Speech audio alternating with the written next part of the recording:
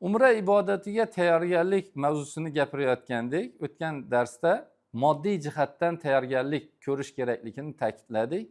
Bugungi darsda ma'naviy jihatdan tayyorgarlik. Ya'ni ruhiyatimiz ham mana shu ibodatni qilishga tayyor bo'lishi uchun nimalar qilishimiz kerak? Birinchi ish niyatni to'g'rilash kerak. Chunki innamal amalu bin niyati deb marhamat qilgan janob payg'ambarimiz Muhammad Mustafa sallallohu alayhi vasallam. Ya'ni amallar niyatlarga bog'liqdir. Ya'ni amalning oqibati bizning niyatimizga bog'liq. Mana shu niyat qanday bo'lsa to'g'ri bo'ladi. Xolis, faqat Allohning rizosini istab qilinsagina to'g'ri bo'ladi. Mana shu tayyorgarlik jarayonidagi eng muhim, shu bilan birga eng qiyin ishlardan birisi, ko'p vaqt, ko'p o'sha g'ayrat talab qiladigan ishlardan birisi bu niyatni to'g'rilash. Niyat insonning qalbining eng to'rida, sirida bo'ladi. Buni faqatgina inson o'zini taftish qilish orqali. Men nima uchun harakat qilyapman? Nima uchun umraga chiqyapman? Haqiqatda Allohning rizosini istab chiqyapmanmi? O'shanga yarasha harakat qila olamanmi? deb o'zini taftish, hisob-kitob, tekshirish orqaligina aniqlashi mumkin. Mana shunga inson o'zi o'tirib, bemalol holatda, yolg'iz bir holatda doimo o'zini taftish qilishi shart va zarurligini aytishadi. Shuning uchun niyat xolis bo'lsa, ushbu ibodatdan olinadigan savob, bir go'zal oqibat xayrli bo'ladi. Agar niyatda boshqa narsalar qo'shilib qolsa, unda bu umra ibodatidan olinadigan savob havoga uchadi. Shuning uchun ulamolar juda ko'p ta'kidlaydigan ishlardan birisi bu niyatni to'g'rilash. Niyat xolis bo'lsa, ana shunda ishlar yaxshi va go'zal oqibatli bo'ladi. Ikkinchi narsa, ya'ni ma'naviy tayyorgarlikdagi ikkinchi narsa qarashni to'g'rilash kerak. Ya'ni mana shu ibodatga nisbatan, boradigan joyimizga nisbatan qarashni to'g'rilashimiz kerak. Xo'p, qarash qanday bo'ladi? Ya'ni dunyo qarashimiz qanday bo'lishi kerak? Biz Makka-yu Mukarramaga, Madina-yu Munavvaraga umra ibodatini va payg'ambar alayhisalomni ziyoratini maqsad qilib chiqyapmiz. Bundan ko'zlangan asosiy maqsadimiz, niyatimiz Allohning rizosi. Mana shu Allohning rizosi bir banda erishishi mumkin bo'lgan eng yuqori daraja, eng ulug' martabalardan birisi hisoblanadi.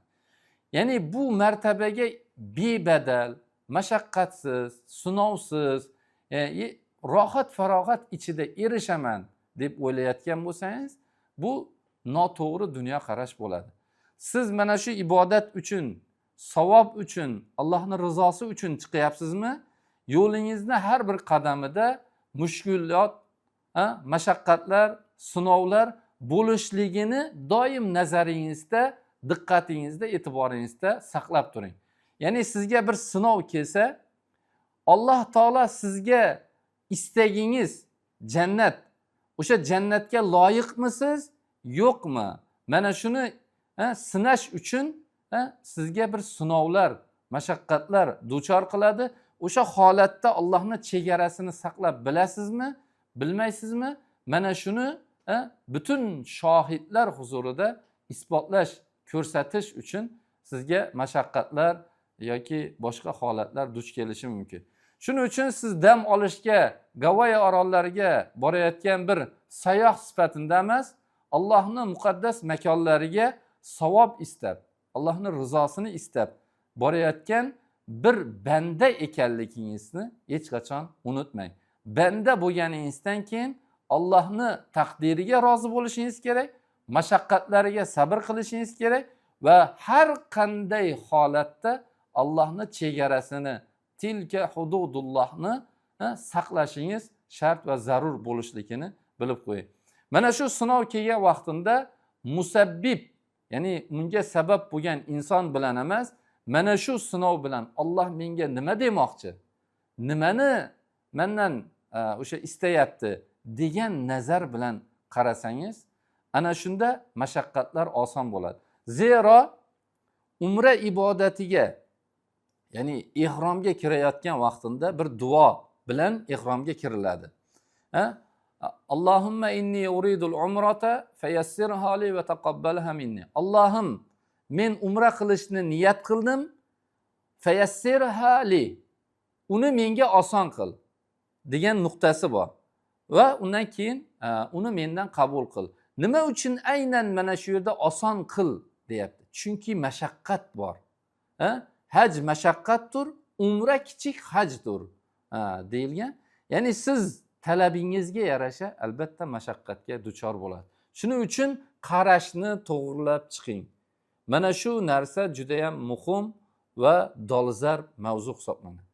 Undan keyingisi bizni zimmamizda ado qilishimiz shart va zarur bo'lgan mas'uliyatlar bor. Ya'ni Alloh bu mas'uliyatlardan bizni erta qiyomatda so'roq savol qiladi. Mana shu mas'uliyatlar bizning Alloh oldidagi mas'uliyatlarimiz bor. Bizning Allohni boshqa mahluqotlari, bandalari, nabotot, hayvonot, jamiyat oldidagi mas'uliyatlarimiz bor. Mana shu mas'uliyatlarimizni ado qilishga g'ayrat ko'rsatishimiz kerak. Allohni oldidagi mas'uliyatlarimiz Allohni amrlariga, ya'ni buyruqlariga va qaytariqlariga rioya qilishimiz kerak. Qil degan ishini qilib, qilma degan ishidan qaytishimiz, to'xtashimiz kerak. O'tgan umrimiz uchun tavba va istig'for kerak bu jabhada. Kelgusi umrimiz uchun bir va'da vijdonimiz oldida, o'zimiz oldimizda bir va'da, g'ayrat kerak bo'ladi. Ya'ni mana shu kungacha Allohning chegarasini saqlashda xato qildim. Bundan keyin bundan tavba qilaman va doimiy Allohning chegarasini saqlayman. Har qanday masalada bo'lishidan qat'iy nazar. Namoz o'qishda bo'ladimi, roza tutishda bo'ladimi, rost gapirishda yoki yolg'on gapirishda bo'ladimi, farqi yo'q. Ya'ni shariat talabiga rioya qilaman. Ikkinchi o'sha haq mas'uliyat bandalar oldidagi mas'uliyatlarimiz. Ya'ni oldi berdi, qarindosh urug'chilik, boshqa jamiyatdagi egallab turgan vazifamizga nisbatan mas'uliyatlarimiz bor. Misol uchun doktor bo'lsam, davolashlikim, o'qituvchi bo'lsam, tarbiya qilishlikim, ota bo'lsam, nafaqani ta'minlashlikim, tarbiyani qilishlikim, er bo'lsam, ayolimni o'sha nafaqasi, himoyasi, ya'ni jamiyatda egallab turgan o'rnimizga yarasha vazifalarimiz bor. O'sha vazifalarni ado qilishimiz shart va zarur bo'ladi.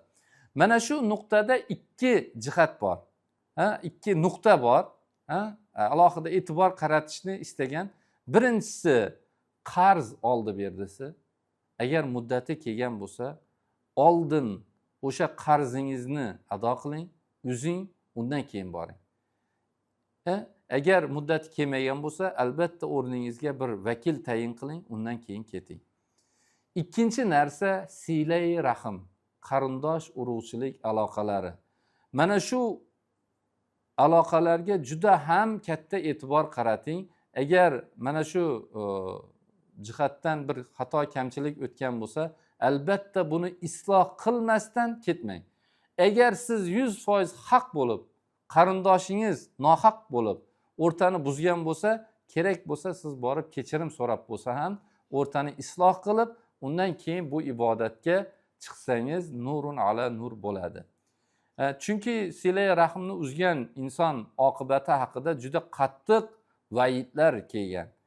U insonni jannatni hidini ham hidlamasligi, ibodat qilishi shart emasligi to'g'risida juda qattiq qaytariq va'idlar kelgan. Shuning uchun bundan juda ehtiyot bo'lishimiz kerak. Kimda kim silai rahimni ta'minotini qilsa, vaholanki bu juda qattiq og'ir ishlardan dunyo va oxiratda savobga ega bo'ladi. Dunyoda hayotini har bir jabhasida baraka kirishiga sabab bo'ladi. Oxiratda Allohning rahmati va mag'firatiga sabab bo'ladi. Kimga mana shu ikki narsa kerak bo'lsa, buni og'irligini ko'tarishini aytishadi. Undan keyingi ma'naviy tayyorgarlikdagi keyingi ish bu ibodatni o'ziga yarasha ilmi bor. Albatta o'sha ilmni to'g'ri manbadan, to'g'ri insondan o'rganib, keyin bu safarga chiqishingiz o'sha talab qilinadi. Chunki o'sha ibodatni ilmini bilmasdan o'sha borsangiz, u yerdan olinadigan savoblarni, foydalarni to'liq ololmasdan bilmabman deb qaytib kelishingizga sabab bo'ladi.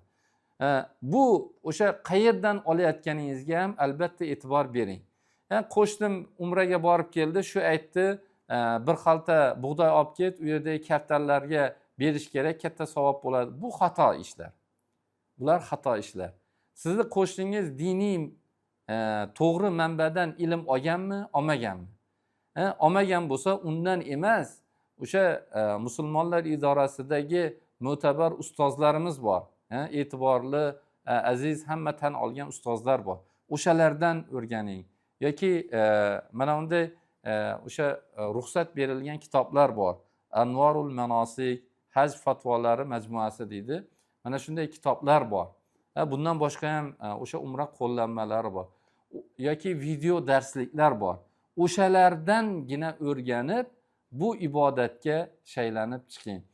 Mana shu moddiy va ma'naviy tayyorgarlikni qanchalik mukammal tarzda, yaxshi bir holatda qilsangiz, bu ibodatdan oladigan manfaatingiz shunchalik mukammal bo'ladi. Qanchalik siz bunga tayyorgarlik ko'rmasdan ketsangiz, shunchalik ko'p narsa yo'qotib qaytasiz. Shuning uchun albatta bu ibodatga tayyorgarlik qismini ham ibodat deb biling.